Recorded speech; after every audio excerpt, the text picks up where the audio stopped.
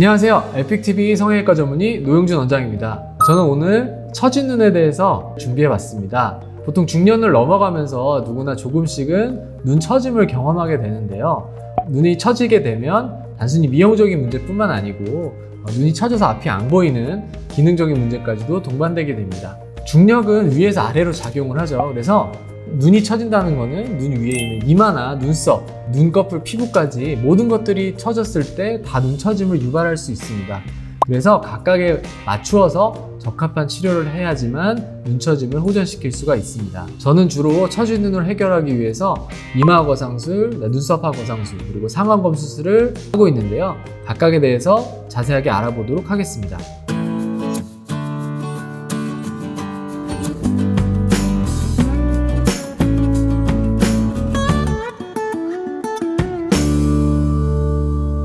먼저 이마 거상술입니다.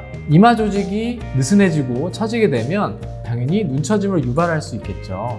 내가 이마 거상이 필요한지 아닌지를 보는 방법은 눈썹이 눈과 가까워져 있고 옛날보다 점점 더 가까워진다면 이마 거상이 필요할 확률이 굉장히 높습니다.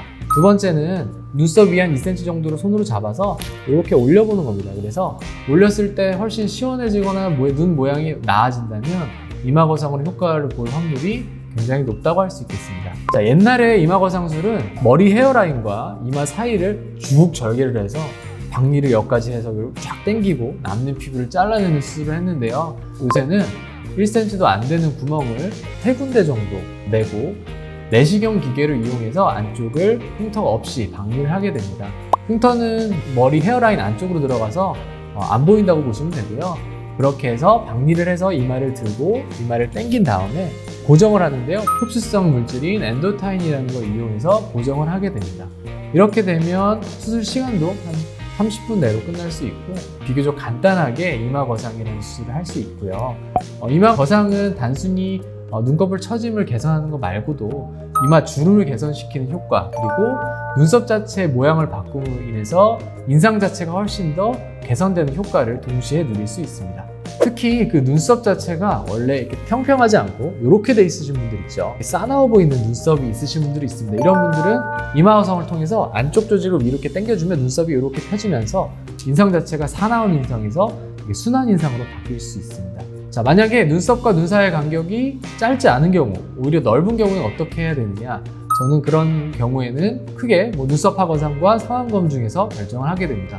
먼저 눈썹화 거상술은 주로 보시면 우리가 눈 처짐이 있을 때 앞쪽만 처진 사람보다는 뒤쪽이 처진 사람들이 더 많아요.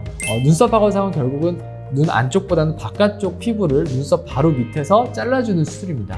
피부를 자르는 경우도 있고요. 피부와 근육을 같이 자르는 경우도 있고, 자른 근육을 단단한 골막에 묶어서 당겨주는 방법도 있어서 그거는 환자마다 맞춤형으로 저희는 수술하고 있고요. 이 수술은 상대적으로 붓기나 멍이 덜해서 자연스러운 걸 원하시는 분 또는 남성분들에게 특별히 추천드리는 수술입니다.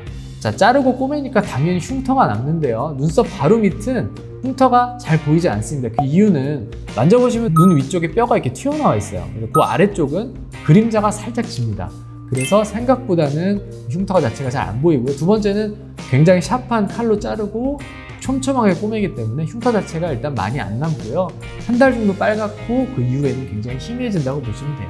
다음은 상완검 수술인데요. 저는 상완검을 개인적으로 크게 두 가지, 비절개법과 절개법으로 나누어서 수술을 합니다. 비절개는 젊은 친구들 하는 비절개랑 수술 방법이 아주 크게 다르진 않아요. 근데 디자인 자체가 굉장히 다릅니다. 젊은 친구들은 모양만 잡아주면 된다고 하면 처진 교정을 위한 비절개 상완검 수술은 처진 피부를 같이 들어 올리는 효과까지 동반되어야 합니다. 또한 피부를 들어 올려줘야 되기 때문에 디자인 자체가 일반적인 젊은 친구들보다 훨씬 더 높습니다. 그래서 라인이 원래 본인이 라인을 가지고 있는 분들은 그 갭 차이가 너무 크게 되면 원래 라인이 살아날 수가 있어요. 그래서 추가적으로 이 라인을 없애는 수술을 동시에 해줘야 합니다. 이렇게 비절개법만으로도 멍붓기가 훨씬 덜하고 흉터도 없고 일상 회복도 빠르기 때문에 굉장히 좋은 옵션이 될 수 있다. 저는 그렇게 생각을 합니다.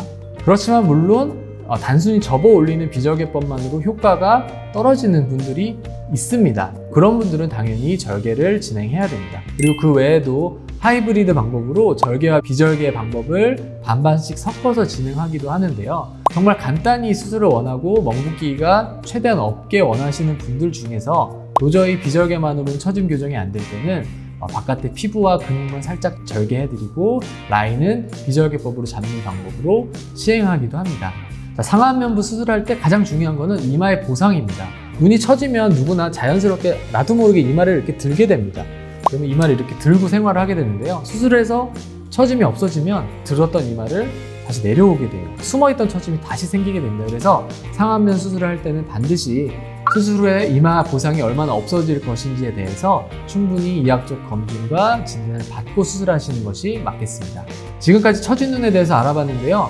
상안면부라는 것은 굉장히 유기적으로 연결되어 있습니다. 정말 처짐이 많은 분들 같은 경우는 제가 말씀드린 3가지 수술법들 중에서 2가지 또는 3가지를 다 한 번에 하시는 분들도 있어요. 어쨌든 이런 것들은 전문의와 충분한 상담 후에 진단을 받아서 결정하시면 좋을 것 같습니다.